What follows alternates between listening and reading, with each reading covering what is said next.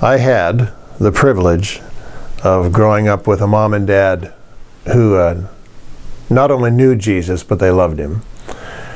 And so the testimony about the difference that he makes in a life is actually the norm for me. I grew up with that.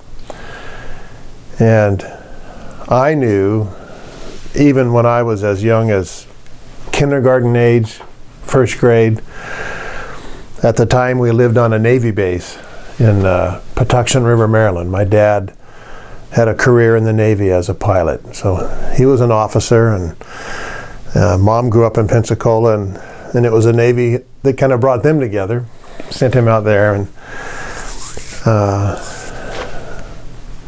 as a kindergartner, as a first grader, and occasionally having a chance to be in the homes of my friends when I was a little kid, I could see the difference between my parents and some of the parents of my friends. And I knew as a little boy that I wanted to be like Mom and Dad. And I knew that I wanted to know Jesus the way that they did. So I grew up with that. We always had a good church that we were a part of. And Mom and Dad always made sure that any church we found, because we moved like every 2 years of my life, they would find a church that had good preaching, good Bible teaching, a church that had a good program for the children or youth as we're getting older, and a church with a good music program, because most of us in the family were musical. And it's actually not far from here, the place where I made my first public testimony that I wanted to live for Jesus. And it was on my birthday in 1965. I was 9. My birthday that year happened to land right on Easter. So on Easter Sunday, 1965, in the Navy Chapel that's up just north of us at the Lemoore Naval Air Station, I went forward to let people know that I trusted in Jesus. And we moved that following summer and out to Rhode Island.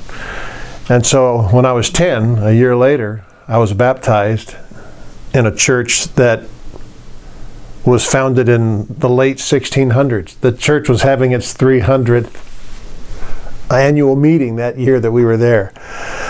I believe it was a Baptist church that was founded by Roger Williams. So I'm the beneficiary. I can't take credit for this stuff. I have nothing to do with it. I'm the beneficiary of actually many generations of believers. 2 of my ancestors are signers of the Declaration of Independence. John, or is it George? No, I'm forgetting their first name. John Witherspoon, who was the first president of what today we call Princeton, back then was the College of New Jersey. That was an evangelical school when it was founded. And George Ross. So there's, on both sides of my family, through my father and his mother's line in particular, and through my mom's line, we have several hundred years of people walking with Christ and serving him. So that's actually a great heritage to have. I thank God for it. I made a really serious commitment to follow after Christ, to follow hard after him. Actually at a couple of places along the way. I remember once many years ago when I was still small, going to a summer camp and feeling in my heart, I want to be a missionary. And years later, when I was a senior in high school, just in the privacy of my own room, I wasn't at a church service, I wasn't at a camp meeting, and I was thinking about how fast life had gone by in high school, and I knew that college would feel even faster. So I told the Lord that I did not want to handle life on my own. And I got down on my knees at the side of my bed and made the commitment. I said, what I want is your will. And if you would like me to serve you with my music, then you open the doors. And if you want something else, I'm just going to trust you to guide me. Well, he kind of blew the doors off their hinges. And I had the opportunity as a senior in high school to begin getting involved in music ministry. I was a music major at San Diego State. I went to Western Conservative Baptist Seminary in Portland, Oregon, got a master's in church music. Worked at a small little church in Portland while I was in school. My first full-time job was at Billings Bible Church in Billings, Montana.